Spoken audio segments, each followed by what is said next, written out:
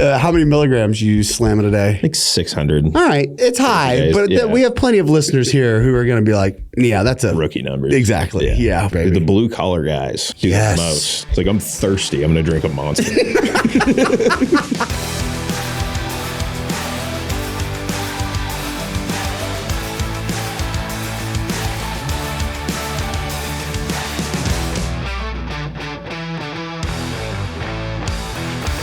Welcome to the Coach 'em Up podcast. My name is Tim Riley. I'm not joined with Zach Zillner today.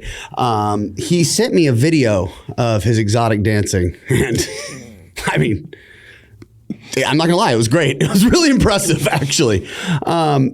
Everybody knows, or at least many of you know at this point, that there are indeed two types of people in this world. There are subscribers and non-subscribers. Stop living the non-subscriber lifestyle. Come join the rest of us enlightened on the subscribed side of YouTube life. It's free to you. It helps us out a ton, and it helps me bring on excellent guests on a regular basis, like my friend and absolute dog, Dylan Cooper. Dylan, what's up, brother? What's up, dude? How are you? Good. Pretty good intro, right? That was really good. Everyone should know I wing everything here. Yeah. There's nothing that I script. In fact, my entire life, I'm just winging it, brother. That's the God honest truth. Pretty good. It is alarming, yeah. But it's like anything else, specificity, you know? You've done it a few times. If you wing everything, eventually, you kind of get a feel. Yeah. Thank God. It took me fucking long enough, you know what I'm saying? Enough repetition. Pretty dialed in at this point, I feel like. All right, man. So it's been... Oh my God, it's been at least a year since you've been on the show, right? Is it really? I think so, man. God damn. I know. Isn't that wild? Time's moving, dude. It is. I don't like it. No, I don't like it either. I don't like it at all. But I will say one awesome thing that came from you being on the show the first time is we're like friends now. So that's pretty cool. That was cool. I've seen Dylan's house. I've been to Dylan's home. You've seen... The dog pound. The dog pound itself, the content garage.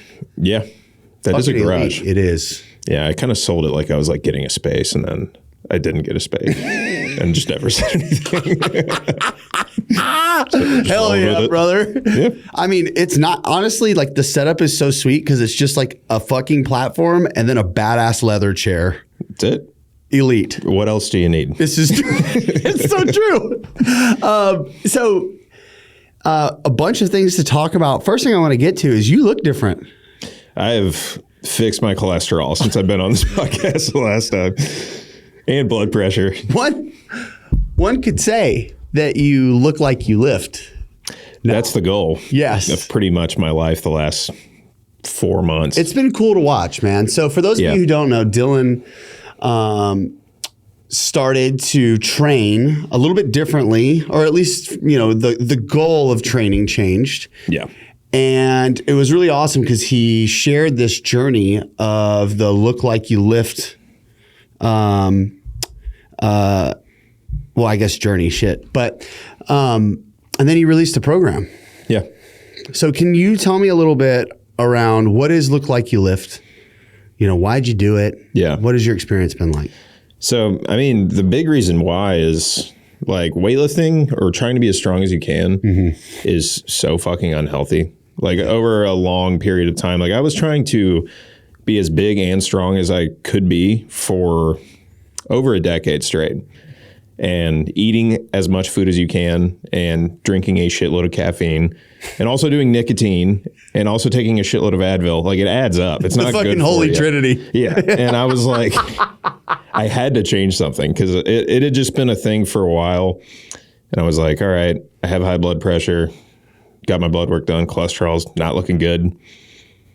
Should probably get a little healthy. Also, like I was out of breath doing everything, and I did not like that. Did you have like a moment, like one in particular, where you were like, "This has to stop," or was it just the accumulation of the being out of breath? It was an accumulation, and then like XL sweaters were like getting snug, and I was like, I don't want to do this. I miss being a little bit lighter, and so I just like basically did everything as simple as possible. Just tried to cut down calories and increase activity. Because I'd done this before where I was like, I want to get jacked, and I would like did a really restrictive diet where I would cancel out a lot of foods and just do like meat and fruit, the typical shit you see on the internet.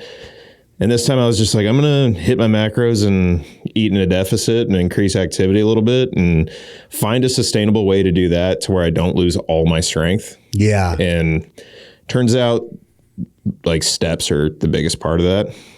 I tried to add like running in. Not happening. Did you feel really weak in your lifts? Yeah, it's just like, ran?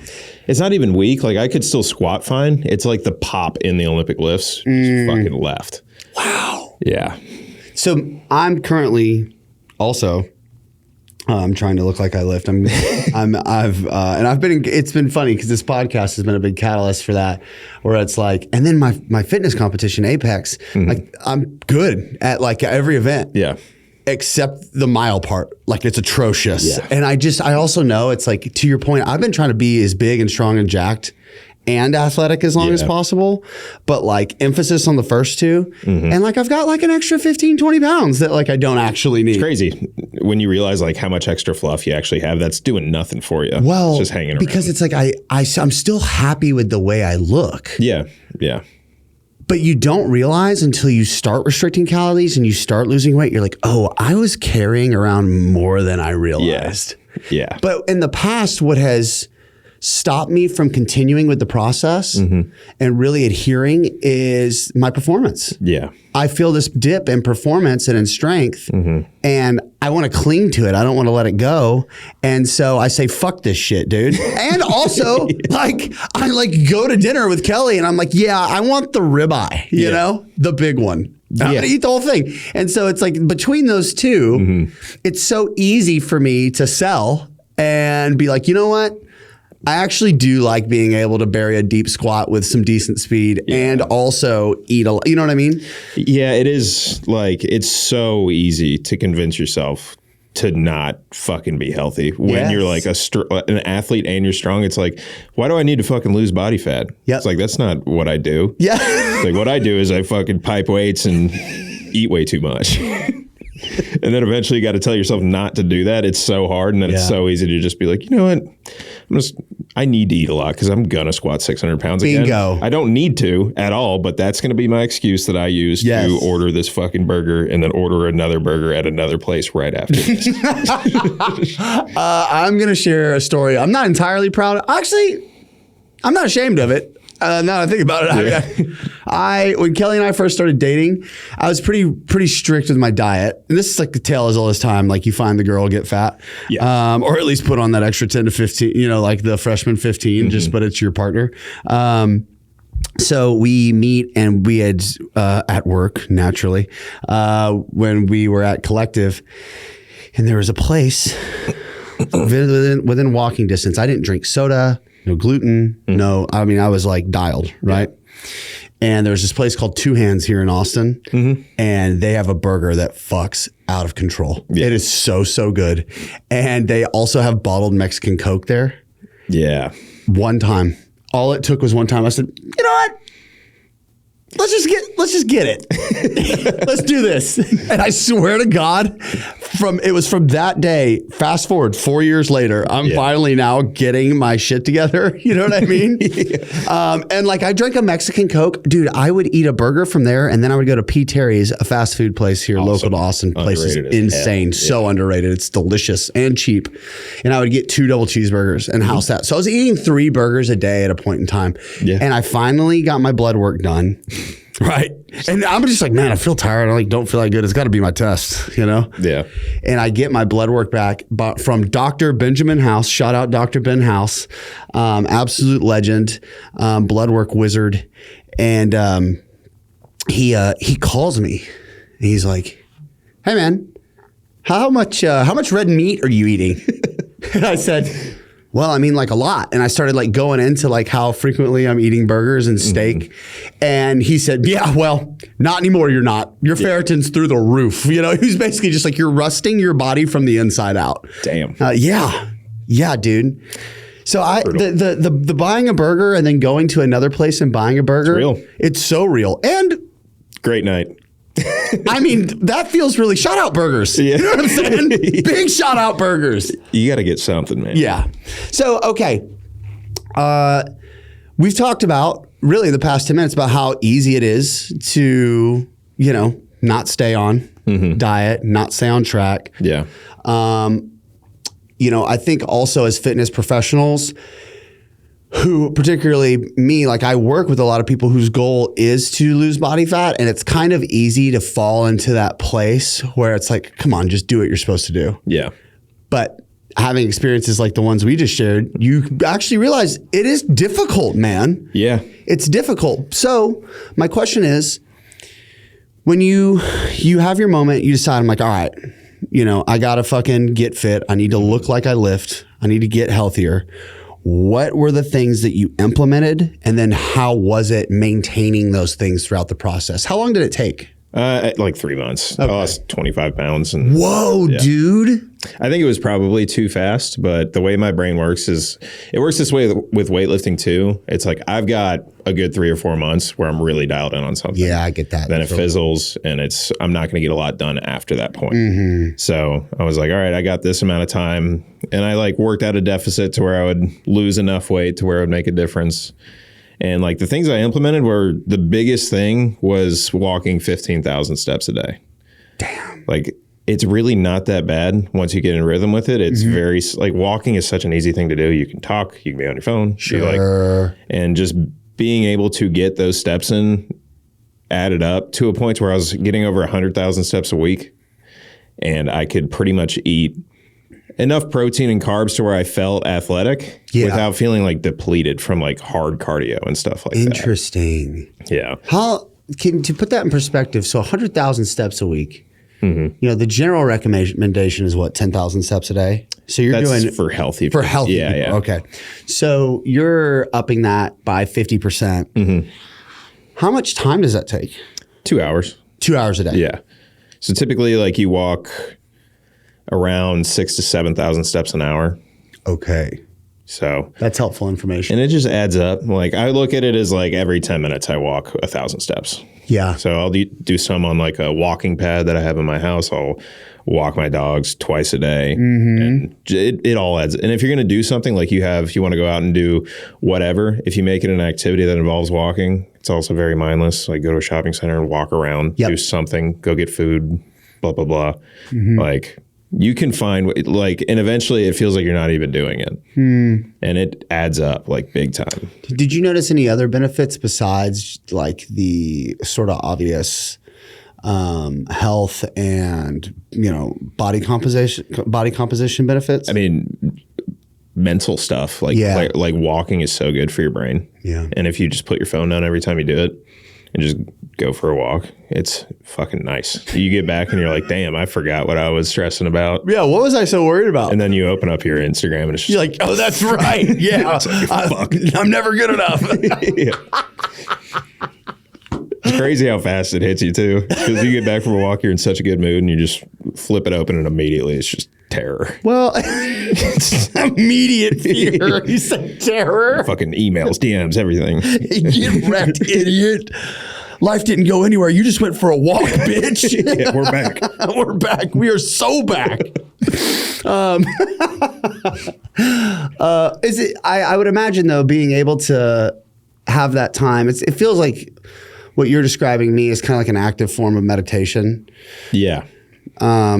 Something particularly during COVID, what I would do with my daughter, she was, 2 and 3 years old at the time. We would just go for walks. Because after a while, you're stuck in a house with a toddler.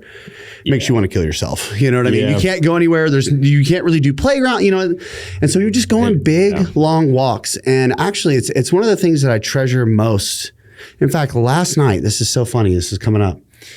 Last night we were laying in bed and she always likes to ask questions right when we're supposed to go to bed because she's like delaying the inevitable. Yeah. But I think it's also the only time her little brain has times for like things to matriculate up to the top. Yeah. And she goes, Daddy. I said, yeah. She goes, what's your favorite thing to do with me? Like that. I'm like, Jesus It's a good question. It's kind of heavy. Yeah. But it came to me real quick. I said, I like our walks because for that time, it's just her and I. And she'll just like after what the general flow is like we start walking and it starts out kind of hot and she's yapping. And then there's this phase where we just stop talking and we're just walking next to each other. Yeah. Holding hands. Yeah. You know, and we're just kind of she's looking at birds and squirrels and we're just kind of peaceful and silent together. And then we'll start actually engaging in like real conversation. And it's been so special. It's like reading a book. Yeah. You read a book once and you're like, all right, kind of mid. Yeah. And then you read it 3 years later and you're like, oh my fucking God, you know? So the walk for her and I has been this consistent routine. It's pretty cool. It is cool. Yeah. It's really special. It's one of the things I really cherish about our relationship. And I've been able to like use the walk as an opportunity to like kind of experience our continued growth of our relationship and then watching her grow up. Yeah. It's been really cool. Yeah. I didn't explain all that to her. I was just like, I love our walks, I'm just out here to get lean. Like, I'm just trying to get jacked. Yeah, honestly, babe, we just got to get her steps in. You know what I'm saying? That's what we're doing. We're not bonding at all right now. This is all about looking like you lift, Adeline. That's it. Let's keep it real. Yeah, no, that's soft shit. Okay, so... Dude, first of all, congratulations, losing 25 pounds. And also, you know, one thing I noticed, might have felt a little jealous, spiteful, is I don't think you got weaker, brother. What the fuck? You look pretty goddamn strong. Yeah, from where I was, I didn't get weaker. That's really annoying. But honestly, fuck you. I wasn't very strong when I started it, though. Yeah, well. So I think getting as strong as I have been would be harder now. Yes. But I did not get any weaker. Right. Like I was just clean and jerking around 400 pounds. Before that, I still can do that. Damn. That's fucking sick. It's pretty cool. And I'm faster and like more mobile. Yeah. Which feels nice. The weights aren't as heavy, but like when I get into a front rack position, it feels good without me cranking on my lats for 15 minutes. I'm like, it's nice. My wrists don't hurt. Really my knees don't hurt. Inflammation's low. It's pretty cool. Can you tell us a little bit about the blood work? And how, because you mentioned your cholesterol being high. Yeah. And it doesn't sound like you necessarily cleaned up your diet per se, but you ate less. Is that a fair assessment? Yeah. So, but yet, here you are, and all of these blood work markers have improved. Can you talk a little bit about what those blood work markers are and then the differences? I mean, the main one I looked at was just cholesterol. Because that was the concern. Yeah. And it got better. Like, I didn't change. If anything, food quality went down. Like, I'm eating worse shit. Just in a deficit. Like, I went from eating like steaks and fruit and like potatoes and stuff like that. And like, I'm still eating some of that stuff, but I'm also eating like fucking keto bread. Right. And like high fiber tortilla wraps that have been processed to hell. Yeah. And like Halo Top. Yep. Just like everything. And that's typically stuff I would avoid because you get on Instagram and you look at the algorithm and they're like, don't eat this. You'll fucking die in a car accident. Exactly. Literally. Yeah. And then cancer's going to jump you in an alley. Beat your ass.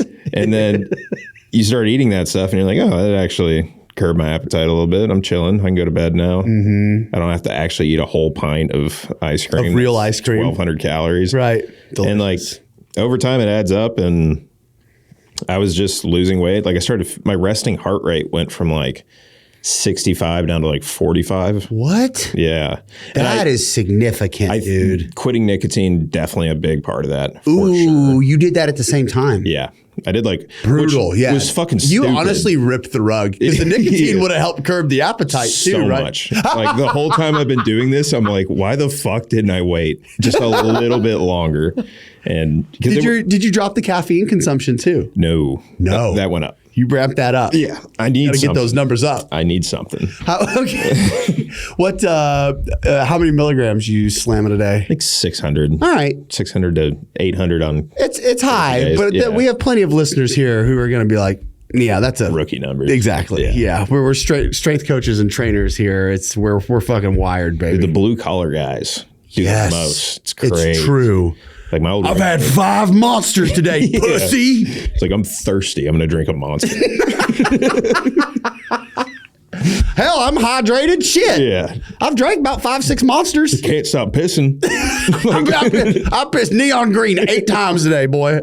Yeah. They're different, dude. They are different. My old roommate, blue collar guy, just morning bang, Gets to work, bang. Yeah. Gets home, bang. Dips in between Yep. his fat lips. Yeah, while he's vaping and stuff. He's cleaned it up a lot, but like he was an animal, dude. Just stress testing your heart on a daily basis. Literally working with their bare hands, out in Yeah. all the elements. It's cool. He's a dog. Yep. Not healthy, but Shout out blue collar. yeah, Need you. they're important. Very important. For Monster as a company. Literally, Monster's entire business plan is built on the back of blue collar workers. That's why they're in gas stations. They got their own fridge in there. That's right. They fucking know what's up, dude. Yeah. Kyle needs a Monster. The Coach 'em Up podcast has partnered with OVR. In the world of athletic performance testing, OVR has truly changed the game. From their timing gates, vertical jump testing units, and their velocity-based tracking systems, they are simple, easy to use, reliable, precise, and check this out, affordable. I'm such a big believer in OVR. I've partnered with them in my competition, Apex, and they are the official timing gate system of the Fast 40 event. Finally, a tracking device company that is accessible to everyone. They even have an app where you can track, log, and see your results in real time. If you're not testing, then you're just guessing. Click the link in the show notes, save a little cash, and gamify your training. Zach, what's the best training app on the planet? It has to be Train Heroic. Gone are the days of sending the old crusty PDF. Now we have a sleek new app. It's easy to use. There's videos with descriptions. You get to track and log your weight, your reps. There's a community chat function. You can submit videos. You can get feedback. How about the leaderboard, Tim? I started using Train Heroic first as an athlete and someone who wanted to learn. Now I use it as a coach. Athletes and other coaches can go and be a part of my training community and get results. Whether you're an athlete, coach, or just like to train, use the link in our description to find out how you can train on the best app in the world. And join us on Train Heroic today. All right, dude. So, congratulations. And so you drop a program too, by the way. Yeah. Which, by the your process of doing that, can I just give you some praise? Some glaze, as the kids call it nowadays, it was really awesome what you did. So you documented the whole process, which, holds you accountable too, right? You create the product, which is essentially exactly what you did, right? Yeah. To get the results you got. Yeah. So you're walking the walk, you're doing the exact thing. It's not theoretical. And then you have the social proof of saying, look, motherfucker, I did it. If I can do it, so can you. Yeah.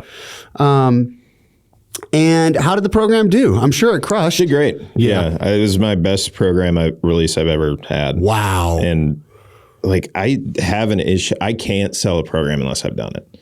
I don't know what it is about me, but like. I think it's called integrity. Is that what it is? Listen, that's not a shot. Yeah. So look, to be clear, all right. I also am that same way. Like unless I have coached the program, done it myself, and just the way I operate, I have to do both. Yeah. I have to experiment on myself. Yeah. I can't sell it because, dude, I've bought programs and from other like respected coaches in the space looking to learn from them. And I do it. I'm like, there's a 0% chance this motherfucker did 1 week of this. That's what I have nightmares about is people having that realization when they look at one of my programs. And that's why I'm like, I have to do this. I have to know if it works. Cause like you can put something on paper and be like, oh, this is sick. And then you can go into the gym and do it and be like, Jesus fucking Christ. What was I thinking? Like I would never, ever, like, what was I on when I wrote this? And then you do it and it's like, all right, now I can make adjustments and make sure the it was a 5 monster day. Or, it's on milligram 900. And there's also like you write Monday, Wednesday, Friday, and you're in the gym and they're doing well. And then you get to like, you take Thursday off, you get to Friday and you're like, I can't fucking move. Yeah. Like I'm so beat down. And in the program itself, there's like no specific thing I can see that caused that, but just overall load needs to be decreased, something. And like also with adding in weight loss, like load management was very tough to like nail. Yeah. So I made sure I did it myself. That's awesome. Yeah. It took a while. It took like 3 months of just training and programming to actually find the balance that works. Yeah. But I like it. It's one of my favorite programs ever. That's so awesome, man. Well, hey, if anyone ever needed a blueprint out there listening, you're a coach, you're a trainer, and you're saying to yourself, hey, I want to do something. I want to launch an online product. I want to put something out there for people to consume. There's your blueprint. Yeah, do it. Right there. You got to do the thing, document the thing. Doesn't matter if you have 500 or 50,000 people following you. And then you can, because here's, when it comes to online stuff, you are selling something. It is a product. It is a business. Yeah. I've never had to sell anything in my life that I believed in. Yeah. If you just sell yourself, like, this is what this thing did to me, and then use yourself as the billboard, like, there's going to be no bullshit involved. Yeah. It's like, this actually worked for me, and it can do the same for you. I'm the proof. I did it myself. And if you want to also do that thing, you can. And you know it works. Yeah. And that's if you're being honest about what you're doing in the gym, which I was, because I was filming it all. It's not like I was throwing up a curtain and doing shitloads of bench press when no one was looking. Like, but if you do it yourself, then like there won't be any sort of fakeness or any weird marketing vibes that I get from some people. Yeah. It's like, you've actually done the thing and you're selling yourself. Yeah.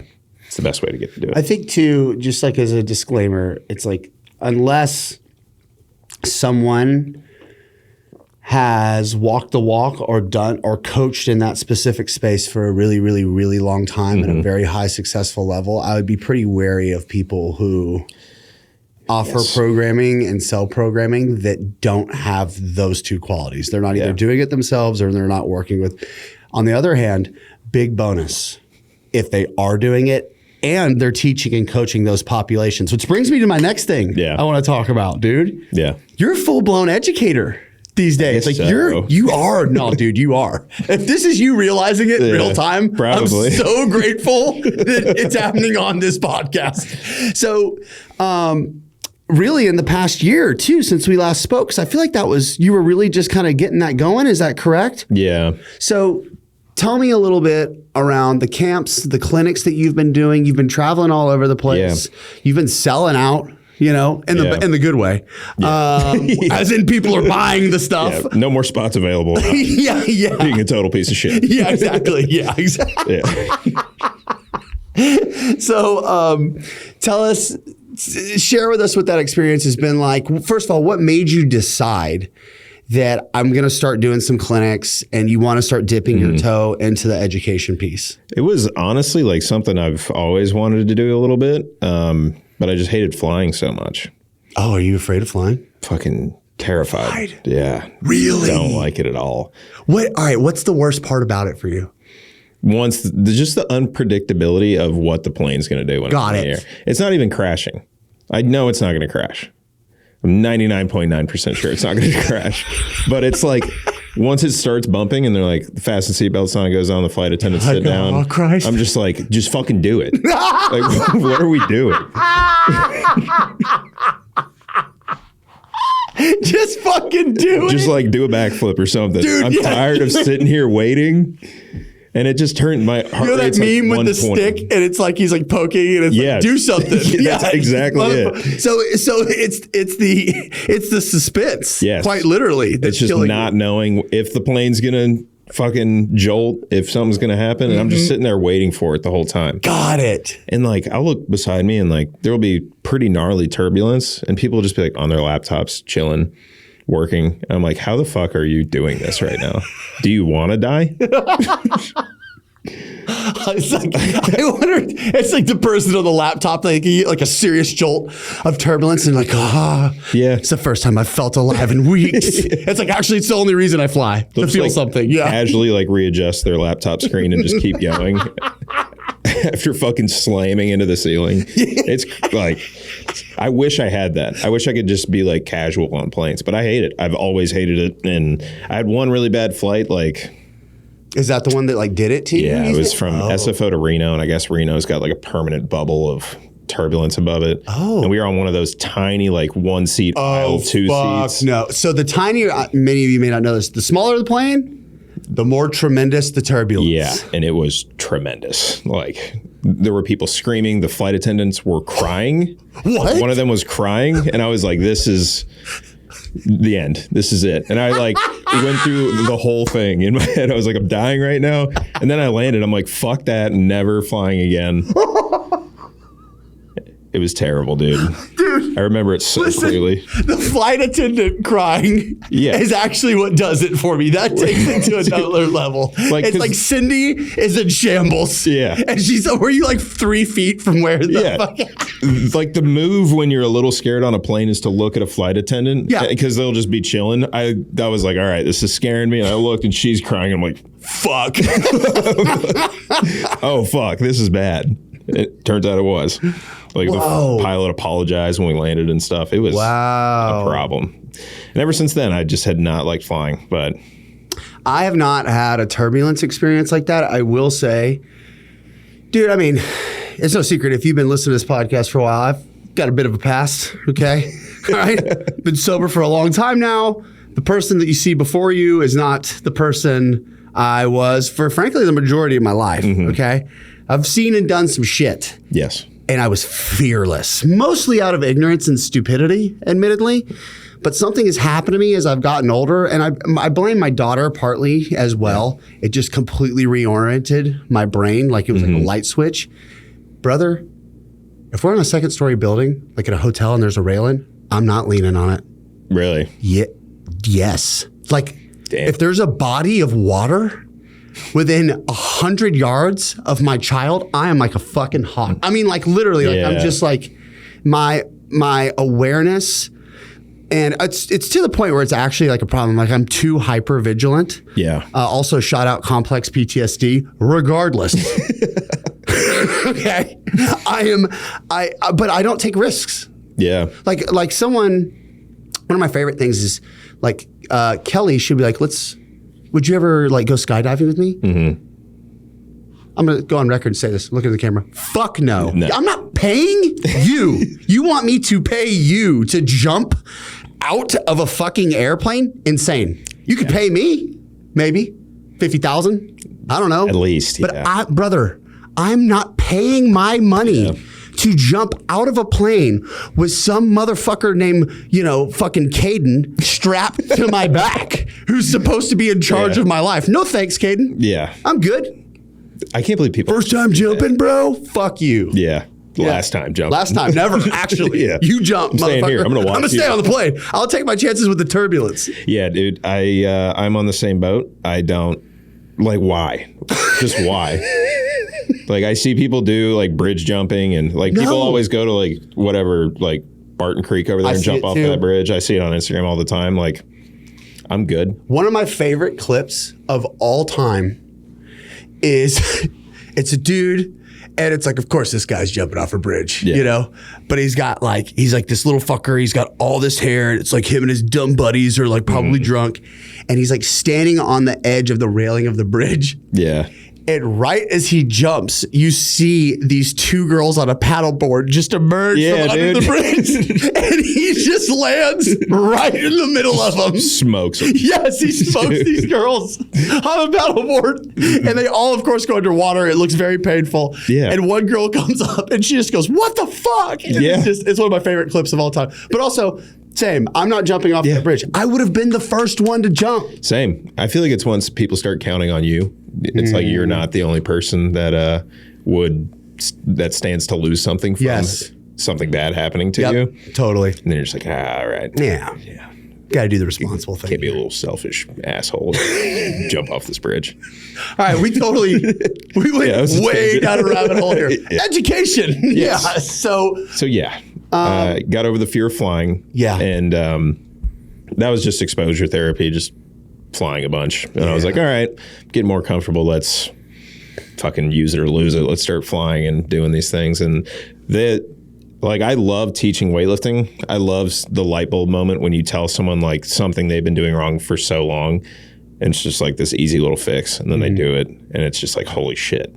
Like it's like you see everything add up for them. Yeah. And it's like this moment of clarity for them. I think giving people that in weightlifting, because weightlifting is such a endlessly frustrating thing. If you can give someone something that they can kind of lean on and be like, as long as I do this one thing right, like I'm going to be in the right realm of technique. Yeah. If I don't do that thing, then I'm fucked. But you can really, with weightlifting, you can just give people some information that like gets them excited and whatnot. And not even just with technique. Like I have a training camp this weekend and we're doing like more training side of things, like teaching people how to actually train as a weightlifter and recover as a weightlifter, because you can have the best technique in the world, but if you don't know how to fucking train, you'll just have good technique. Can you talk a bit about that a little bit? Because for most listeners and viewers, you may not be entirely aware the level of dedication and frequency and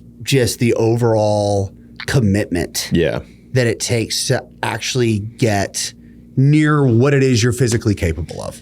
Yeah, it takes, I always say, like, I don't even know what it's like to be the best, because I always say, like, someone that just started the sport, the difference between them and me is, like, we're closer than me and the greatest weightlifter. Wow. Like, that is such a huge leap to, like, the better you get, the more effort it takes to keep progressing down that. And it's the same with like any sport, like the higher you get to the top, the more demand it takes. But to truly understand what it takes to be a good weightlifter involves doing the fucking thing, first of all, and like doing it to the point to where like it feels impossible to move forward, and you just continue to do it anyway, and you figure it out along the way. Like, there's this documentary called Unbelievable Bulgarians. If you don't know, like, Bulgarian weightlifting history, they were unstoppable in the 80s. And they would essentially go to a training camp and they would max snatch, clean and jerk, some sort of squat twice a day, every day. My fucking God. And they were sick. They would like rip cigarettes in between sessions and just the boys. Yeah, just pound Dianabol.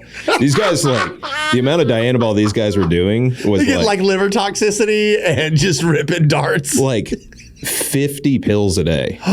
Like horror movie levels of drugs. Oh my God. Can you imagine just being in a room with like 20 Bulgarians? They're all juiced to the gills, smoking cigarettes, darts, talking shit to each other. Tracksuits, like wife beaters. So sick. So sick. So sick. That's what it would be for Halloween. Yeah. A Bulgarian weightlifter. Just people like, are you like an Italian dad? You'd be like, you wouldn't get it. You wouldn't understand. Yeah. Yes, but with Dianabol. No, it's, but those guys would train, essentially they would have a program laid out for them. And it's like, if you don't survive, I don't care. Right. Like, you're out. We have plenty of guys that want to be this person. And like, is that kind of the point of that training too? Yes. Yeah. That's exactly what the point was. To just weed out the ones who aren't going to be able to make it. Yeah. And like, there's still countries that do things the same way. Like China kind of does that. Mm-hmm. Like the best lifter from China, Lu Xiaojun, like he was interviewed at some point and he was like, there's 10 guys that are just as good as me. I'm just lucky. Wow. Like they have so much depth. It's unbelievable. But the thing with like knowing how to train and learning how to train is you have to kind of be in that scenario to where it's like survival almost, because that's where you have to figure shit out. You can't just take a day off. Yep. Because once you start doing that, then you take 2, 3, take a week off, and then you're just lifting the same numbers you're lifting right now 2 years from now. Also, would you say it's fair to compare that to like from a obviously on a much like a larger understanding of training, but on a smaller scale, kind of similar to like what it is to try and explain reps in reserve to someone who's never taken an exercise to failure? Yes. Like actually taking it to failure. 100%. Kind of deal. And yeah, it's very similar. It's just like that, but like it's like that one set to failure, but stretched out over like 3 months. Fuck. Like you're just feeling like your tank is fucking empty and you have to find a way to like find some fumes and keep going a little bit. And obviously that's not ideal, but it's like you learn so much once you get to that level of fatigue that you start to put some things together and gain some knowledge because you fucking have to. Like I was on a team where I was either lifting or I wasn't getting paid. So I wasn't able to live. So I was just, and I moved all the way across the country to do this. And I was like, I gotta figure out a way. Like I had torn my quad during all this. I trained on a torn quad for like over half a year. Whoa, dude. And had a pretty good stretch of training during that. Eventually it became too much, but right. now that having like gone through all that, being able to recognize the signals my body's giving me and knowing if it's bullshit or I actually need to make a change, it's very clear. But before, it was like, if my knees are hurting a little bit, I don't know if it's serious. Yeah. I don't know if I need to take time. I don't know if I'm being a bitch. Right. Like, I don't know. Now I know. So, like, you have to reach those points in weightlifting in order to gain that knowledge. Otherwise, it's just, you're never going to know. You're never going to know what kind of athlete you are. So that's what these people are about to get this weekend. Is just Hopefully I don't hurt them. No, I won't hurt them. No, but I am going to push them pretty hard and go through weird mentality stuff because weightlifting is such a beast mentally. That's one of the big things I like to cover is how to handle your emotions when it comes to Olympic weightlifting, because it's such a, like, I feel like with football or any like team sport or something that's not, the results aren't super specific. Like, you can have an effect on the field and not put up a lot of stats. yes, In weightlifting, if you're not putting up stats, which is your total, you know you're missing the mark. Yes. And having to deal with that, because there are going to be phases where you're going to miss the mark, and that's just how it is. Yeah. Knowing how to navigate that mentally is so fucking hard. What do you feel like are some of the best tools for that for you, for a weightlifter? Patience. Yeah. Fuck. Yeah. That's Just being a tough one, huh? like, you can feel it because there's a lot of athletes that'll go through a great training phase. They'll hit PRs and everything, and they're like, fuck, this is awesome. I'm a different kind of weightlifter now. And then it starts to fucking go down. And then they start to feel a little weaker. Their body starts to ache, and they're like, all right, I'll just keep pushing through. They keep losing it more and more and more. And then they're like, fuck, I'm training like shit all of a sudden. Like, you got to be able to let it go. And that skill right there, just to be like, all right, let's take a week, chill, and restart a fucking 12-week training cycle.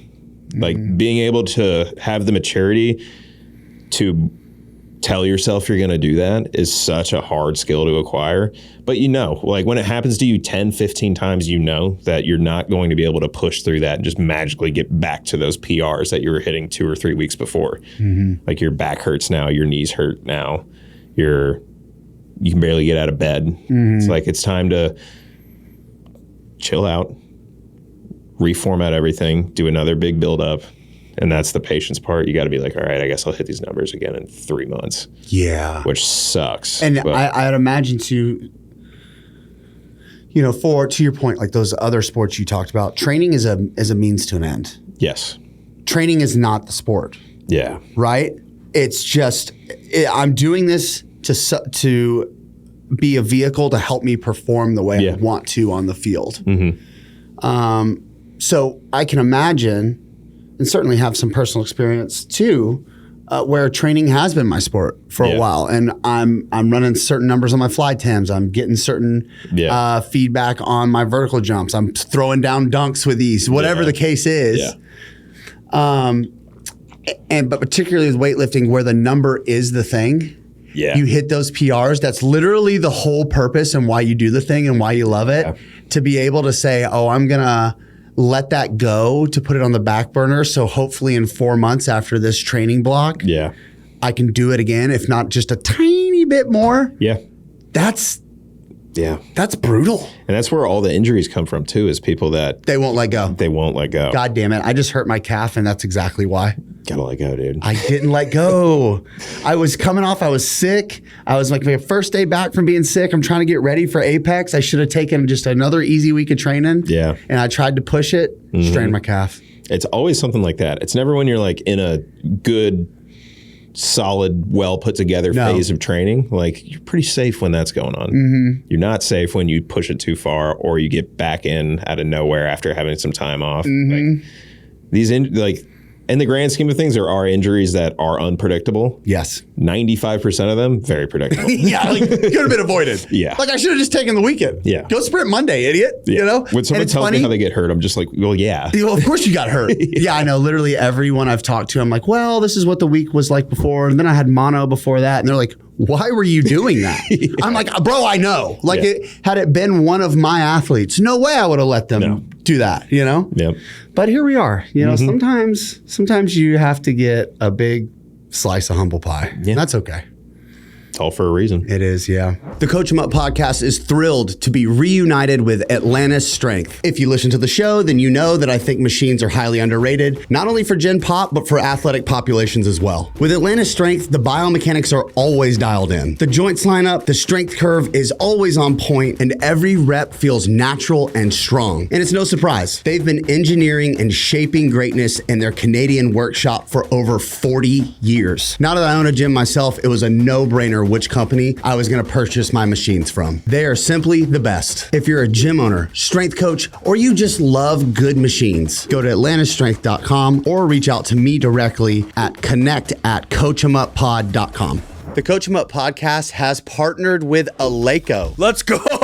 Not only is Eleiko found in 85% of Power 5 schools, but they also offer at-home solutions from racks, flooring, rigs, barbells, bumper plates, your favorite accessories like straps and weightlifting belts, you name it, Eleiko's got you covered. Go to eleiko.com/coachemup and get access to the same equipment that they're using in the best facilities with the best athletes on the planet. And now, back to the show.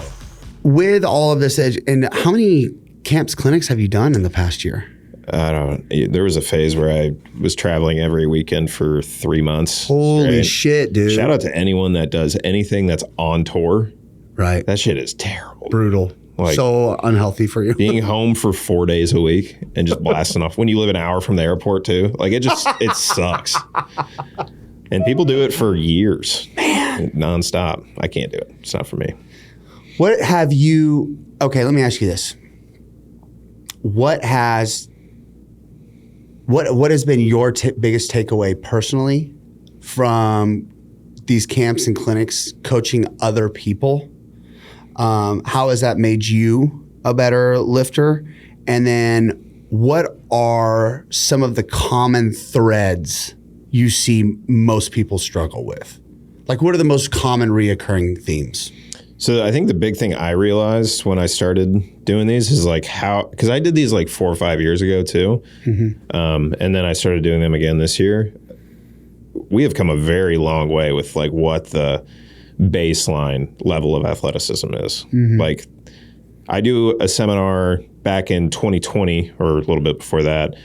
40% of the people can do an overhead squat. Pretty much every single person this year has been able to do an overhead squat. Wow. Which is crazy, and that says a lot to like the amount of attention coaches are putting into certain things. And I'm sure people that would have me out for a seminar are interested in learning, and like it's probably because they're such a good coach that the athletes are resembling that. Yeah. But like the level of just athleticism that I've seen and just like mobility and ability is so much higher than it was. So like as far as, I don't know if this is social media or just a uptake in good coaching, but everyone's a little bit more capable these days. Mm-hmm. And I think one thing that I was able to kind of realize through doing this is just like, it pulls me out of being an elite athlete, an elite weightlifter, and kind of helps me connect to what the typical gym goer needs a little bit more.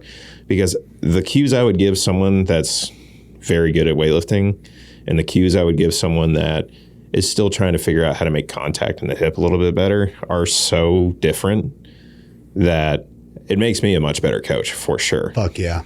I like it a lot for that reason. That's awesome, man. Yeah. Very, very cool. So you have this one coming up this weekend. What else? You got any other big travels planned as of right now? Are you taking a little break or? I got one more in New York next weekend. Nice. And then I'm done for a little while. Yeah, I think I'm going to take 3 or 4 months off. Nice. Yeah. Well, we talked about this off air. Yeah. And I am so thrilled to chat about them waiting this. long enough. I've literally, yes, I think so. If you've made it this far in the show, you're welcome. Because it's about to get even better. So, Dylan, steroids and peptides. Yeah. I am so excited for you to share with the world what it is that you are planning on doing and the journey you're going to embark on. So, without revealing too much, I want to let you explain what your plan is. So I'm essentially going to run like a legit cycle. Fuck yes. Of like actual hormones and whatnot. Now that, and there's multiple reasons as to why I want to do this. The main one is I just want to. Fuck yeah. Like, hell yeah. By the way, I'm not going to act like it's for no other reason necessary. Yeah. Okay. I'm not going to act like I'm like, oh, it's a study. I'm using my butt. No, I want to fucking snatch 400 pounds. Like, I want to do something cool. But I am going to do that like 12 or 16 weeks. It depends how everything goes and how the blood work's looking and all that. But yeah. Like, there's been a lot of time and effort that are being put into me doing this right, and a lot of money being spent and stuff. And I think it'd be interesting to see a weightlifter that's been clean doing the sport for well over a decade. Obviously, I've like been open about like doing peptides and stuff like that. Yeah. But let's be real, peptides are not. They don't hold a candle to the the real stuff. They're probably, and particularly someone with the ability that you have. Listen, I've used peptides off. I'm using peptides right now for my calf. Yeah. Anyone who's used peptides, you know, it's not like something you take and it's like, I'm getting performance benefits. Yeah. That's not the way that works. It's just not. It's not. I wish that would be tight, but it ain't stuff. The other stuff, on the other hand. So do you know exactly like what the cocktail is going to be, what the plan is? Can you share? Because no, you can't tell.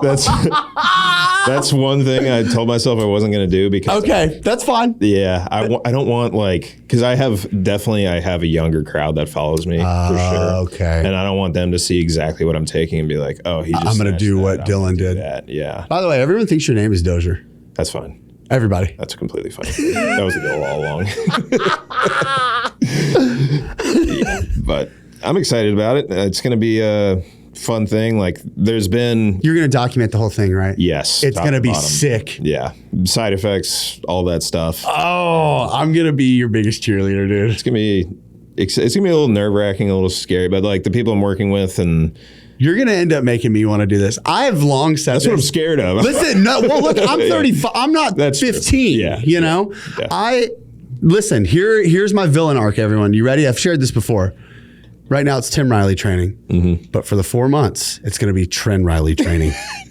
That's what I'm not doing. And I know, honestly, Trent does not seem... I will say that I have fought long and hard enough for my mental health to be stable. Yeah. That the idea of taking something as potent as Tren is so unappealing to me. Yeah, dude. I can't, I don't want to. I've known guys that have taken it too. Same. You are so different. I'm like, brother, get a grip. Yeah. It's like, you can't. It's scary. It is scary. It's intense. But anyway. Yeah, it's not off the table entirely, you know. Yeah. Anyway, but I think Trent Riley training, I can just kind of go full sicko mode for 4 months and just see what happens. You know what I'm going to do, Dylan? Huh? I'm going to let you go first. Yeah, because I'm that kind of guy. Yeah, I'm a gentleman. I'll let you know. You'll be able to see it all on Dozer Weightlifting YouTube. I'm so excited, dude. I think it's going to be awesome. I think it's going to be cool. I also think, and because you mentioned this, and I want to highlight this. You're spending a lot of money to do this. Mm. You're being very meticulous about your blood work. Yes. And the time I've gotten to know you, you don't do anything half-assed, and you don't do anything without knowing fully what it is you're getting into. Yeah. You're like me. You're a sicko. You'll spend all of your time finding out everything there is to know about a topic, long before ever agreeing to do it. I'm that way. Yeah. And like one of the things that I made sure I did was like fix my lifestyle before I even thought about doing this. And that's like kind of perfect. Yeah, it's kind of a reward for me fixing all these things is like, all right, I quit. Like if I was doing nicotine, it's a no-go. Got it. If my blood pressure was still high, it's a no-go. No-go. Cholesterol still high, no-go. Like all these things, and I fixed all of them. So I'm like, all right. What a carrot to dangle. Yeah. That's nice. Yeah. And honestly, like I feel like a decade of training like an absolute asshole and eating horribly. Yep. It's probably a little worse in the long run than just one cycle. I think you're correct. And 100%. Beyond that, I have like, if anything were to go, if my blood pressure spikes, like I have all the things I need to make sure that stuff is handled. God, good for you, man. Yeah. Responsible drug use, folks. Yeah. That is where it's at. Good for you, man. I'm so excited. Are there any, Give me a list. I want to hear in your mind, like pro and con lists, some of the things that you've thought about prior to going in this. So pros, I would imagine just being fucking sick as fuck. Yeah. But you tell me your list. I'd be interested to hear some of the things you've kind of reconciled before deciding to embark on this journey. Yeah. I mean, I think the biggest con that would concern me is fertility. Sure. But with the amount of, like, I can obviously go freeze stuff, which I'm going to do. You are? Yeah. Well, and there you go.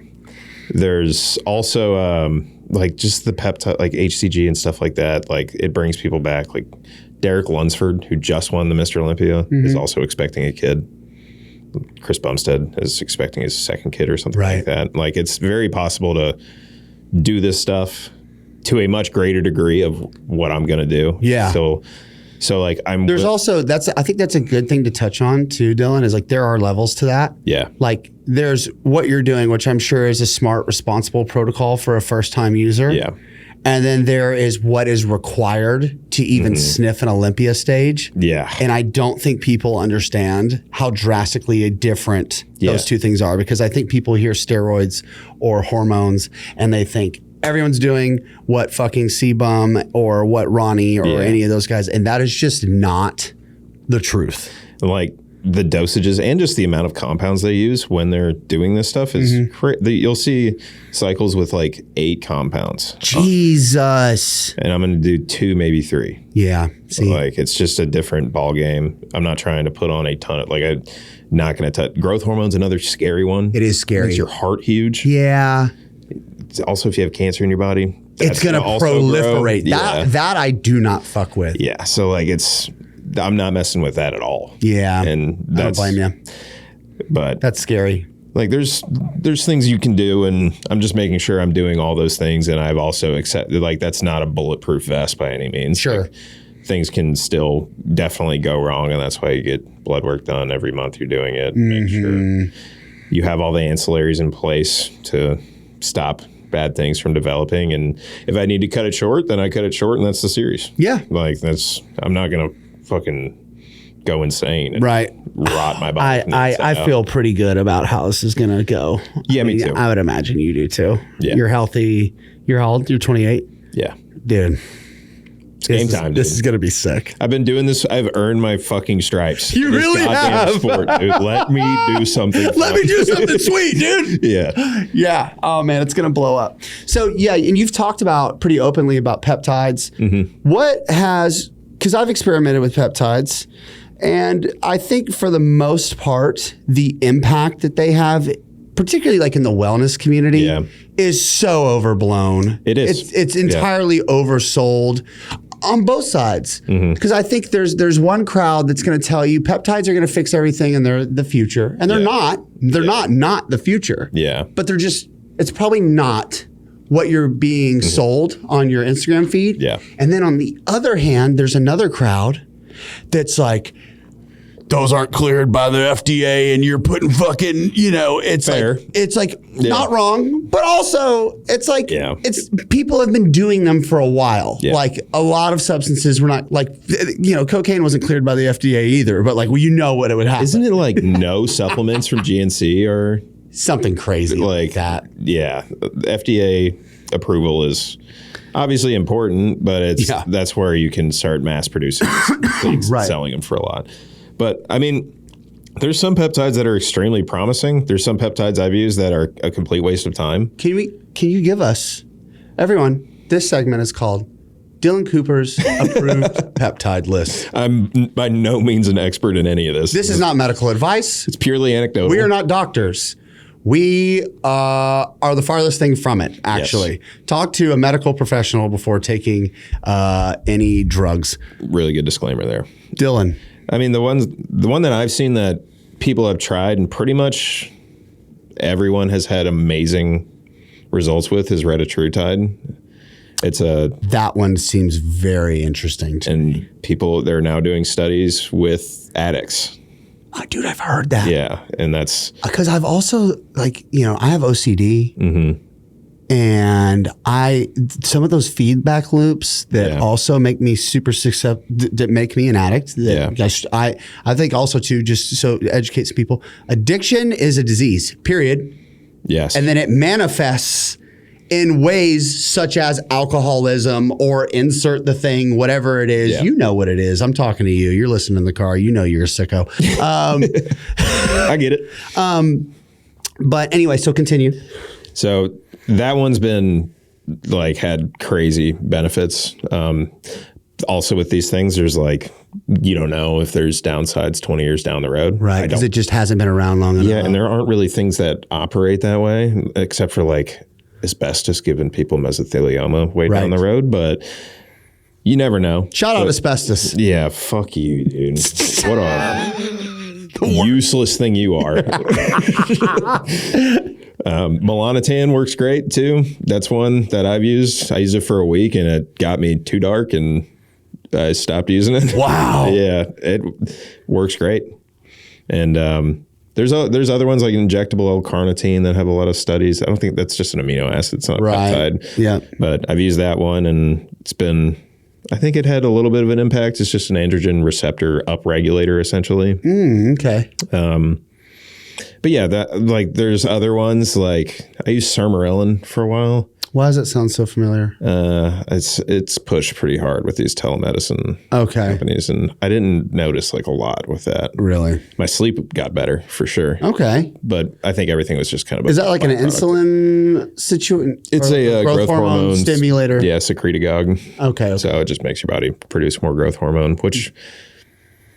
Like that's growth hormone's not going to really help weightlifting that much. Right. Like it's great for muscle building and stuff like that. Like if you want to get bigger and have more tissue, have more size. Yeah.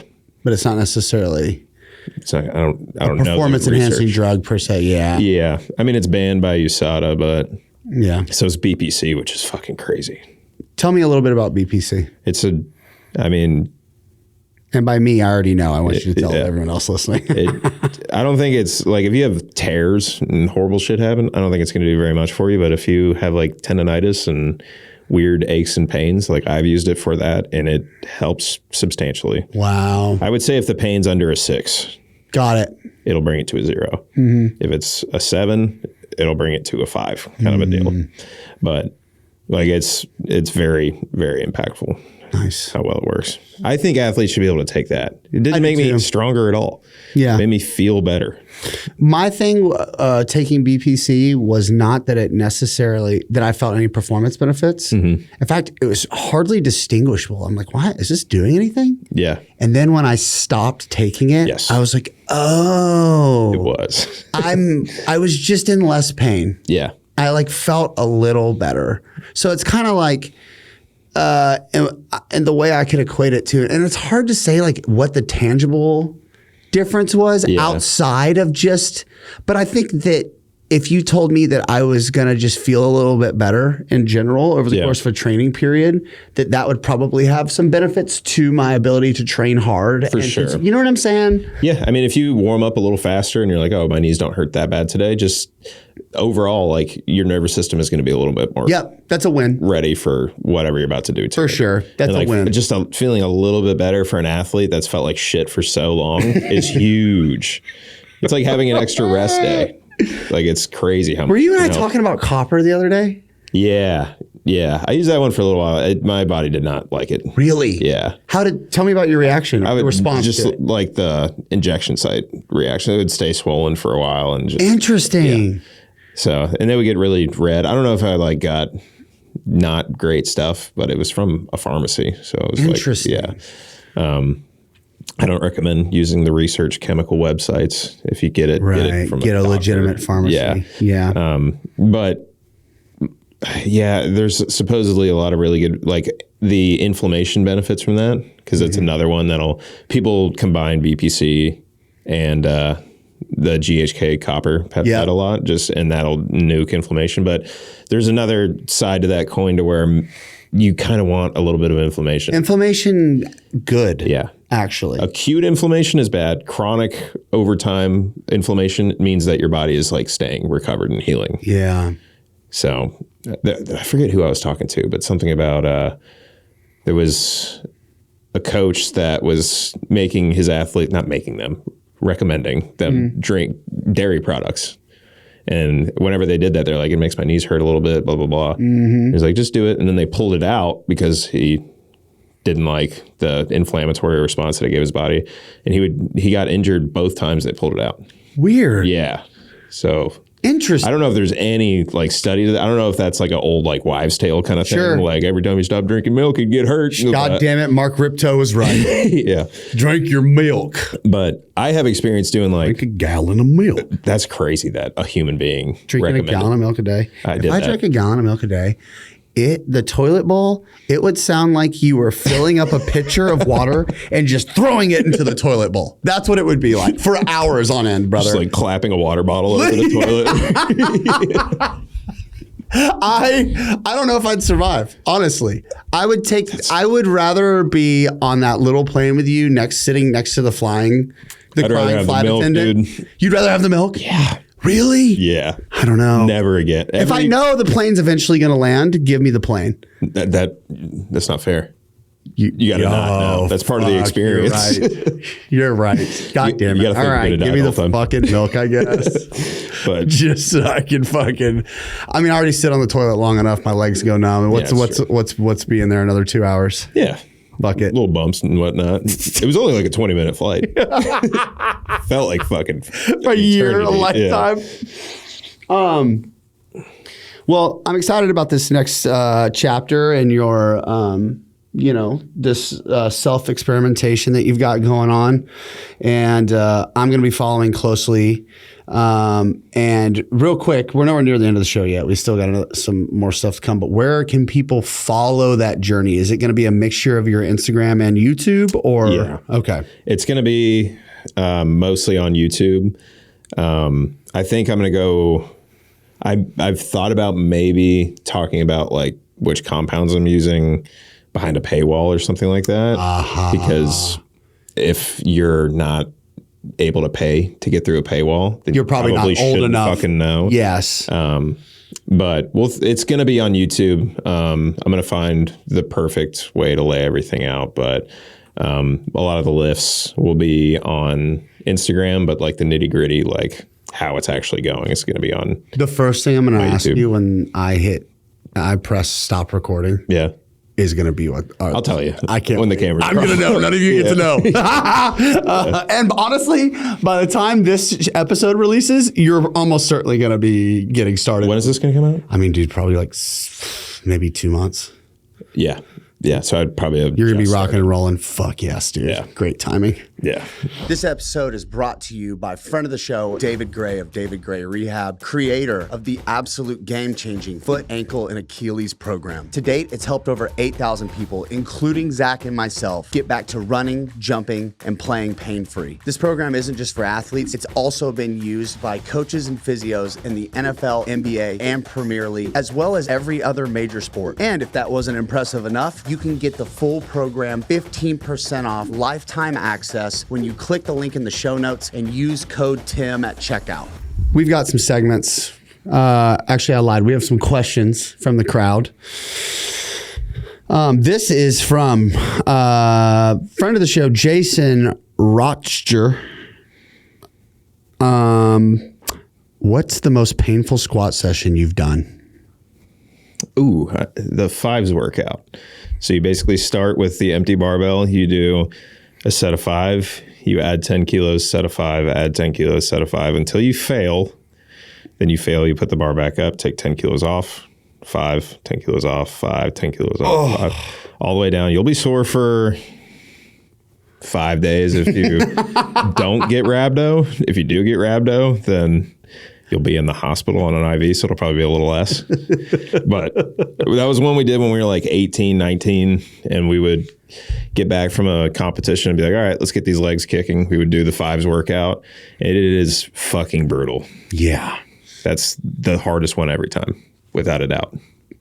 Give it a shot. Give it a shot. Let us know. If you get rhabdo, remember, we are not doctors or medical professionals. Yeah. Not at all. Just an idiot. You did it to yourself. All right. Zornstar. Goated name. All right. By the way. Yes. He asks many questions on this show, and he asks good questions, so we keep answering them. Have you ever used plyos during a training block for Olympic lifting specifically? Why or why not? I have, but I haven't really ever noticed any sort of big effect by using them. I think it's because we're doing essentially weighted plyos all the time. Yeah. That's an unsexy answer right now, by the way. Yeah. Because everywhere I look, it's like the Olympic weightlifting world, particularly those who either are coaches or people getting into it who've been doing it just for some time, not necessarily at the most elite levels, are making it appear as though like hurdle hops and single leg hops and depth jumps are all imperative to help improve the stretch shortening cycle and therefore improve your Olympic weightlifting performance. I think there's definitely a place for them for sure, but I think you can absolutely have success adding them into a program. I just think I have my amount of time I want to be in the gym. Yeah. And adding plyos would make me go over that time. Yes. So and I think the ROI on the Olympic lifts is a little bit higher than the ROI on plyos. So I'm going to spend my time doing the thing. Olympic lifts. But like you always see like Team China doing these crazy box jumps on plates or whatever. You got to realize those guys train 8 hours a day. Yeah. Like they got to find a way to stimulate something without getting them snatching and clean and jerking for the 20th time that week. So they'll do stuff like that and bodybuilding stuff and vary it up. But like your bread and butter is snatch, clean and jerk and squat. So as long as you're doing those, you're fine. You'll actually probably see benefits to your plyos just doing those without ever touching plyos. Like box jump's going to go up. Your vertical's going to go up if you do snatch, clean and jerk all the time, just because they're loaded plyos essentially. Yeah. Coach T. Lee wants to know, does the fancy gym setup, your garage, custom light logo and gold charger plate maximize Oli lifts? No, it actually does the opposite. You told me, we talked about this actually. It's much harder to lift without an environment. It's like swinging the weighted bat as far as weightlifting goes, training alone. But maybe it will help being enhanced lifting in there. Yes. I think that should do it. But turns out the prettier your lifting situation is, it has no real impact on the actual lifting that happens, which is a bummer. That is a bummer. Be cool to, I was going to get some shrubbery in the background, really doll it up, make it look like a rainforest cafe or something like that. Hell yeah, dude. Shout out Rainforest Cafe. We're looking for sponsors. I'm just saying. Okay. I will put an electronic hippo right here. Fucking believe it. They need some publicity. I haven't heard Rainforest Cafe in a while. I haven't either. I get the feeling they're dying on the vine. Yeah. Yeah. They're just hanging out at Disney World. Well, coach them up. Hit the Coach them up podcast up. Anyone out there? Anyone who got to plug an in at the Rainforest Cafe, let us know. I hear they got a killer grilled cheese. They do. Okay. Cabby Dude wants to know, what was your best competition, the story behind it, and your proudest moment? Best competition was probably 2017 Junior Worlds, because I went 6 for 6. The only time I've ever gone 6 for 6 at an international meet. That was my first meet I ever did at California Strength too. And the numbers I hit there were great. And that was also, I didn't know it at the time, but that was with a torn quad. Whoa. Yeah. Because the pain I had there was the pain that persisted until I had my surgery. Wow. So you're just like leg hurt, lift weight. Yeah. I had to use 2 knee wraps on my right knee. So there was a lot pushing me. There was a lot to deter me from having a good performance there. And I still had a very good performance there. So that was definitely the best meet. And then he said, proudest moment? Yeah. Clean and jerking 200 kilos for sure. It was in the gym, didn't mean anything, but that's one I dreamed about doing since I like touched a barbell or turned on weightlifting on YouTube or anything. It was like clean and jerk 200 kilos. That's fucking wild to me. Yeah, it was a weird lift because I missed 192 kilos before it. Really? Like bad. And I was like, fuck this. I'm tired of this. And I went up 8 kilos, just put 200 on the bar and made it first try.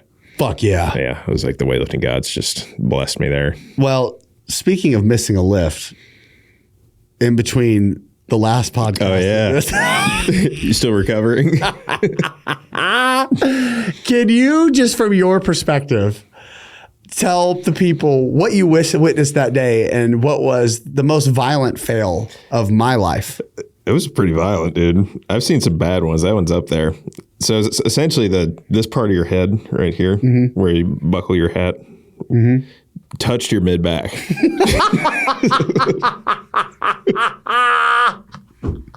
Here's the story, okay? It's me, Austin Yoakum, and Dylan, and we're listening to the Slipknot and ripping caffeine, okay? And Nickelback, and the vibes are high, and I'm doing hang power cleans, and I'm trying to hit a PR, and I do. I hit 295, and it was pretty easy. Yeah.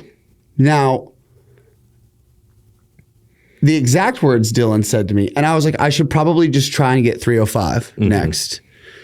And Dylan said the words that are the kiss of death to someone like me who has no ability to regulate myself in situations like this. He said, and I quote, "Don't be a bitch." To which I said, "You're right." And so I put 315 on the bar, and I'm like, I'm going to fucking get it. And I missed first rep, missed second rep, missed the third rep, and they're all getting progressively closer. Like I'm just so close.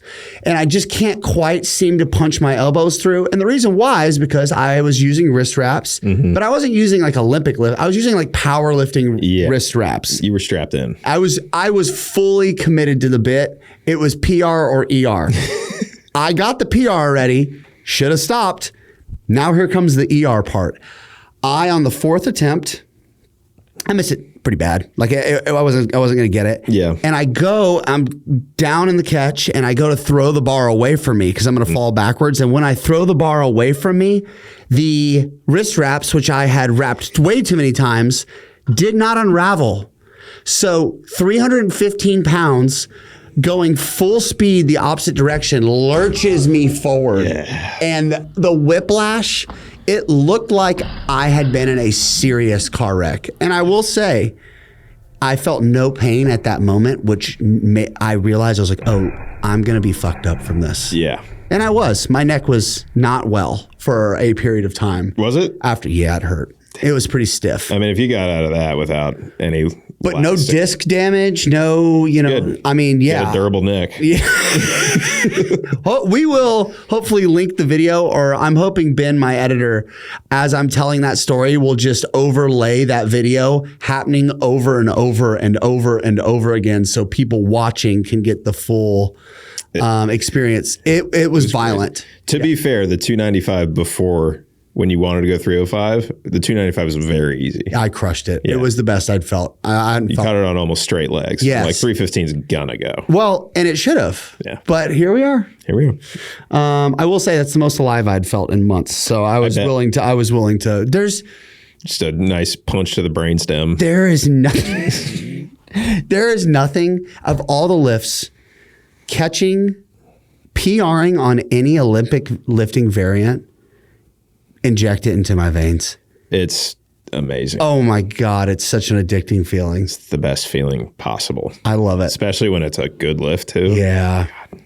That's why you do it. That's why you do it, boys. It's like the golf thing when like you have that one shot that like gets you back on the course. Yeah. For weightlifting, you have that one lift you remember from like 8 years ago. And that's the one that's like keeping you coming back. It's crazy. All right. On to the next. Oh, here we go. Lift with Tiff wants to know, what is your favorite cologne in your collection? Let's give some people some context. Dylan has quite the cologne. Yeah. I don't think anyone knows about that. I don't know how they found that out, but that's pretty impressive. The people know. Yeah. I do have I probably have 50 bottles. I collect cologne. It's one of I used to try to collect watches, and it's way too expensive, so I switched. For the summer, my favorite's probably Imagination by Louis Vuitton. If you ever put that one on, you get a lot of compliments. And then favorite winter is probably Royal Tobacco by Amouage. Damn, try that one out. Badass name. Yeah, it's like a scented pine cone in the woods. It's pretty nice. Hell yeah, brother. Yeah. Love them. Love them. Makes All right. every day exciting. Imagination by Louis Vuitton, and what was the Royal Tobacco by Amouage. God? What a Check them out. Amouage. Shout out Amouage. Also looking for sponsors. That'd be huge. That would be crazy. They got cash. Yeah. That would be a step up from Rainforest Cafe. But also, if you're listening, Rainforest Cafe, no offense. We You will guys are take cool your too. money. Okay.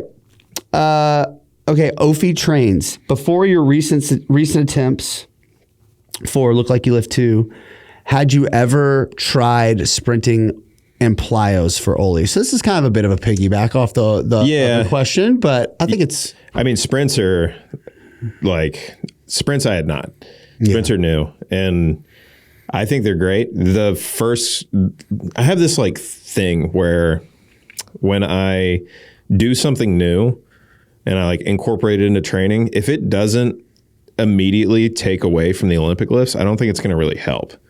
So like if I do sprints and I get really sore from sprints and then I go to do the Olympic lifts and it's like fine, like I didn't do anything, then I'm like, this is probably not going to have a very profound impact because it's not having an impact right now. And I don't know how true that is at all. Like I have no idea, but it is something I paid attention to. And typically when I do something new and it has a very profound impact, typically a negative impact on Olympic lifts, then I know in the long run, if I develop a lot of strength in that thing, it's going to help. Sprinting was something that I could not even fucking lift after I did it the first time. Yeah, dude. Like there was no chance. My best snatch is 350 pounds. I missed 264 like 7 times. And like my body wasn't moving correctly. And I was like, all right, this probably could help. Did it a few more times and then really started to like feel some extra speed in the pool that I wasn't used to, which is cool. So I think sprinting definitely has a place if you have the time for it. Yeah. If you don't have the time for it, I wouldn't spend the time on it. Yeah. I would not scrap snatches or clean and jerks from the program to make sure you're getting your sprints in. You're a weightlifter, not a sprinter. Excellent. All right. D_DeMatteo. Dylan, why am I still smashing my pubic bone while snatching? Serious question. I'll tell you, you're not being patient.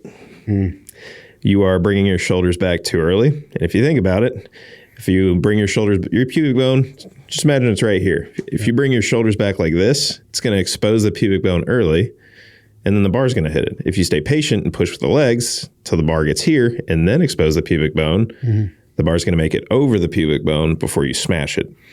But if you just rip the shoulders back as soon as you pass the knee, you're done. Yeah. It's pretty simple. Very hard to fix, but the problem explaining it's pretty simple. I think after, like, how long, DeMatteo, have you been smashing your pubic bone? I'm 1 part impressed and 2 part concerned. I mean, I still do it when I'm like fatigued. Really? Yeah. I mean, like it's one of those things where you're like, all right, I guess I'm doing this today. Let me ask you a question. I've never come close to smashing my pubic bone. I'm almost always like an upper thigh. On cleans? Yeah. I've never done it on clean, just snatch. Snatch. That's right. Your hands are wider, so the bar is hitting it. You're making contact in the hip. Like a centimeter away from devastation pretty much every single time. Intense. Yeah. Hell yeah. But like it's maybe 1% of snatches that actually are Make an issue. contact. Yeah. Yeah. And then it hurts. Hurts like fuck.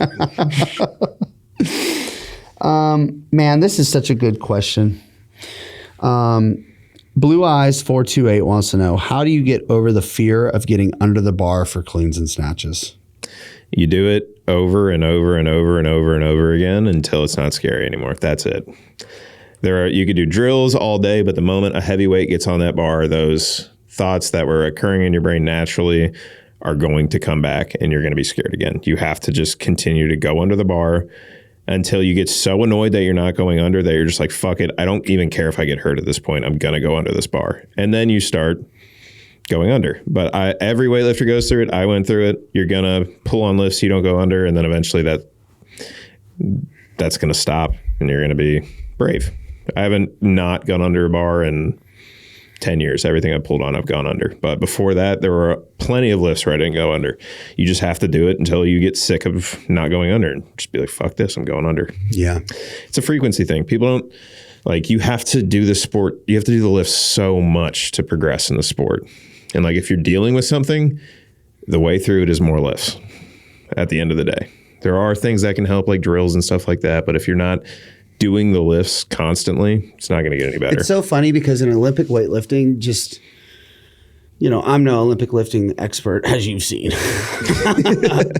but I have such an appreciation for them that I didn't used to have, only because I'd never I tried hard to improve any of them, and just a little bit of effort and get a little bit of improvement. I was like, I get it now. Yeah. But what I can say is that there is such a marriage and a threading the needle of brutal consistency and relentlessness and art and skill that I don't think you, unless, and it's like most things, until you've attempted to master something, you can't have a deep appreciation for the game, the sport, the skill, whatever. Yeah. It only comes from that.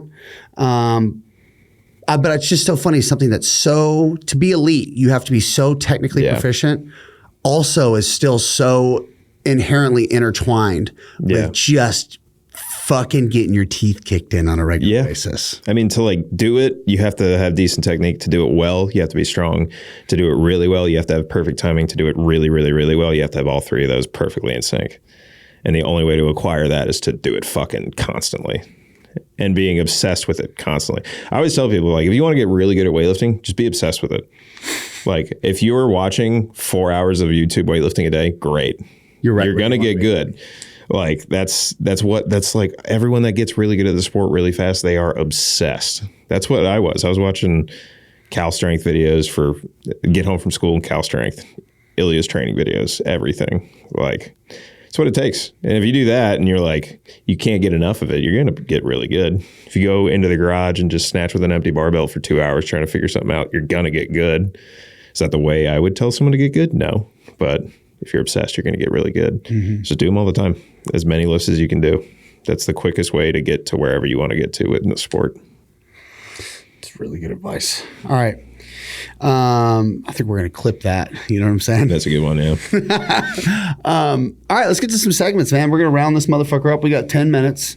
So we're going to rapid fire these bitches, and then we're going to get out of here. And then you know what we're going to do soon? Hopefully before you start running gear so you don't absolutely mog me more even than you would, is we're going to get a training video in together. The plan was to do it today, but it didn't work out. But here we are. Okay, so first thing, 3 things. For any strength athlete who has arrived at that place where it's like, I need to lose weight, I need to improve body comp, I need to get healthier. I want to maintain as much as possible the strength adaptations or the performance adaptations that I've got at this point. What are the 3 ideas, philosophies, principles that you would recommend to that person? I mean, eat in a deficit, increase activity through like stuff that's low impact. Don't start running if you want to hold on to your strength. Like, I understand everyone loves running right now, but if you're trying to be really strong, it just doesn't make sense. And I think the big thing is being okay with dropping the volume a little bit if you want to hold on to your strength. High intensity is going to keep the nervous system stimulated enough to lift heavy weights. Once you start losing that and you increase volume a lot, then the body's going to want more calories. So it's going to be harder to let the weight come off. And also, you're just not touching heavy weights as often. So if you don't use it, you lose it. So lower the volume a little bit, try to hold your level of intensity, increase activity through ideally steps, and then just eat in a deficit consistently. Solid. Rant and Rave, this is brought to you by Train Heroic. I use Train Heroic. Zach uses Train Heroic. So many fucking people use Train Heroic. It is great. You can click the link in the show notes and join us there. No codes, just links. Click it. Rant and Rave. So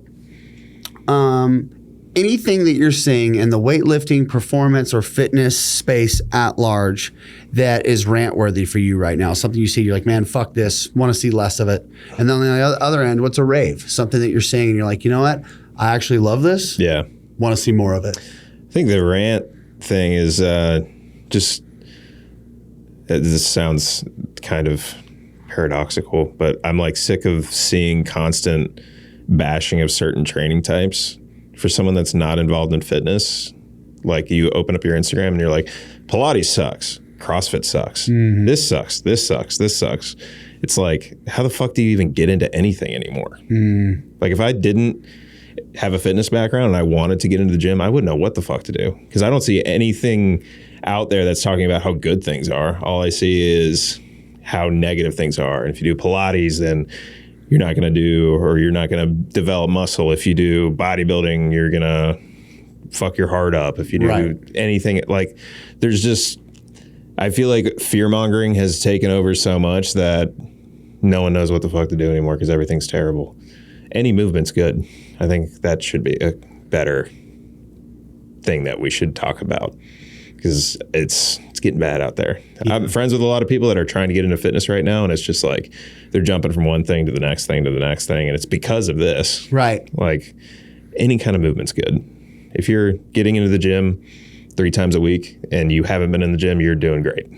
I think that's a better message than being like, oh, you do Pilates, you're a dumbass. Yeah, what an idiot. Yeah, you're going to CrossFit, you're going to get fucking hurt. Right. It's like, shut up. Yeah. Shut up. Please. Just let these people be healthy.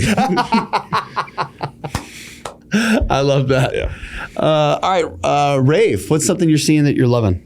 I think the science of things coming along, not just like with supplements and stuff like that, but like actual measurable ways to assess like what's going on in your training with like velocity stuff. And just, I think a big thing that did this for me was Hampton Morris. I trained with him and just seeing how many metrics they tracked and all that. It's like we have access to all this stuff now. Like the amount of information you can get from one of these things is crazy. Like you can really analyze and overanalyze, if you are a nerd like I am, like so many different aspects of training that I think it's that mixed with all the new like supplements and things like that that are coming to the forefront and all the research that's being done. Like it's an exciting time to be someone that wants to be healthy and strong. Yeah. Like I feel like we are just scratching the surface of like what's about to happen. Like it's going to be cool. I agree. Yeah, it's still the wild, wild west out here, folks. Yeah, like we're still a bunch of like Jack 3D fucking idiots. Like, just wait till you can get that feeling with some weird supplement with no adverse effects. Like it's over. Yeah, and it's only lasts like an hour. That would be the best. I think they make that. It's called cocaine. Yeah, they sure do. All right, next segment. This is brought to you by David Gray Rehab, more specifically the foot, ankle, and Achilles program. Look, I've used it. Zach has used it. So many athletes and coaches have used it. If you use code TIM, you'll get 15% off at checkout and you'll get lifetime access. Okay, so typically this segment is if you weren't a coach, what would you be doing and why? But we've already asked you that question in the past. Yeah. So I would like to kind of put you on the spot, ask you a different question. Okay. Share with us one major professional goal that you have for yourself on the horizon and why. Major professional. I think something I've wanted to do. I don't want to I don't love like speaking things into existence before I start the process of doing them. But one thing I would like to do is something along the lines of not a separate federation from USA Weightlifting necessarily, but some sort of like a competition series of some type that could in some way help weightlifters get paid a little bit more. That would be something I would love to do. Obviously to do that, it's a ton of planning and a ton of money that needs to be circulated in order for that to even happen. So right now I don't have the mental bandwidth to do anything like that. But I think once I enter the next decade of my life, around 30 years old, which is a couple of years from now, I think I'm definitely going to take a huge block of time and try to put it into that, because I think the only thing weightlifting is missing is money in the athletes' pockets. If people saw like, oh wait, that weightlifter he just pulled out of the meet in a G-Wagon. What's up with that? Like you see that with like professional football players and stuff. And I'm not saying it's going to be at that level, but like that's appealing to people. People that aren't good at weightlifting will see that and be like, fuck, maybe I should try. And you never know what would come of that. And there's just so many athletes. There's athletes on Team USA right now that are working DoorDash and stuff. Right. And that drives me crazy. Yeah, that's not right. Because there's definitely a way to get at least a comfortable living into those guys' pockets. And it would just take work and connections and stuff like that. But I think that is ideally my goal was to kind of make a business and hire weightlifters, but I think it would just be better to make a federation that ended up paying them. God, that would be fucking sick. It'd be awesome. Or not a federation, a competition series. Well, it's out in the world now, so it's going to happen. No promises. Just thoughts. Overrated. So an idea, philosophy, training principle, concept, mindset, as it pertains to weightlifting that is overrated. Should I say? Yeah, fuck it. Shoes. Oh, I saw you posted about this the other day. Shoes don't do shit. Wait, but my Romulos aren't better than the Reeboks? For you, they might be. You're not going to lift more because of a pair of shoes you have on. That's the one thing I get asked about more than anything is what shoes I'm wearing. Why did I switch shoes? I'm like, I just saw my other pair of shoes and put them on. Like, that's the only reason. Shoes don't do anything for you. Some might be more comfortable. If you have wider feet, go with a tier. If you are a nerd and like old school stuff, go with wooden heel Asics. If you like shoes that are going to last 8 years, go with the Romaleo. Yeah. It's not that crazy. Like, thinking shoes do something for your lifting is crazy. Yeah. And no, that's it. Nice. I think just shoes is an appropriate answer there. Underrated. Fucking consistency and doing things for a very long time. Yeah. It is. I mean, it quick sells. So like if you can have a way that can get people good at weightlifting quick, that's going to sell way quicker than anything. Yeah. But the only way that I've ever seen anyone get good at the sport is to just do it a lot. Some people are more gifted and they get better at the sport quicker. Some people have been a high school football player and have a really good strength background and get better a little bit quicker. But no matter what, you are going to have to put in hours and hours and hours of work, and then you'll be good. So I think a very underrated thought process as far as your training goes is to accept that. Just be like, let's just log hours. Let's just get in there and get as many hours in the book as we can across the next 4 years. If you think like that, you're going to get really good faster than you would just trying to find the quickest way to get fast or quickest way to get good. Fuck. This new tonic's got me sideways. Oh, Jesus Christ. All right, last segment. Unsolicited, solicited advice. This is brought to you by Eleiko. Shout out Eleiko. We've got the code, Coach 'em Up 10. Dylan knows a thing or two about Eleiko. I do. He's done a barbell giveaway. He lifts with Eleiko plates all the fucking time. Right. We love Eleiko here. They love us. And Eleiko, I think I've mentioned this before, but they did the entire build out of my gym that is opening March 1st. Congrats. Absolutely. Thank you, man. I appreciate that. A lot of Eleiko equipment going to be in that bad boy, and we are so stoked on. I know it's going to be so fucking sick, dude. I'm gonna be there. All right. Unsolicited, solicited advice. If you were going to give some random person a piece of advice they didn't ask for, and it can be about anything, what would that piece of advice be? Stay off your phone and listen to your coach. So if you're a new weightlifter, try not to listen to random people on the internet, because you're going to find things that support their ideas and you're going to find things that also contradict their ideas. You can find it wherever. Like if you see a principle that someone talks about or your coach talks about, you can open up your phone and find something that agrees with it and disagrees with it. So I would find a coach you trust and listen to them like they're Jesus Christ. Don't question anything they say. Just be like, their philosophies are my philosophies. This is what I believe, and roll with that until the end of time. Once you start thinking you are smarter than you coach because you saw something on Instagram, it's fucking over for you. Like, it's never going to work. You have to be able to take a back seat and just listen to a coach that you trust. And I fucked that up severely. I think that was one of the things that held me back in weightlifting. So just listen to a coach. That's such a big thing. Really good advice. Yeah. Dylan, where can people find you, connect with you?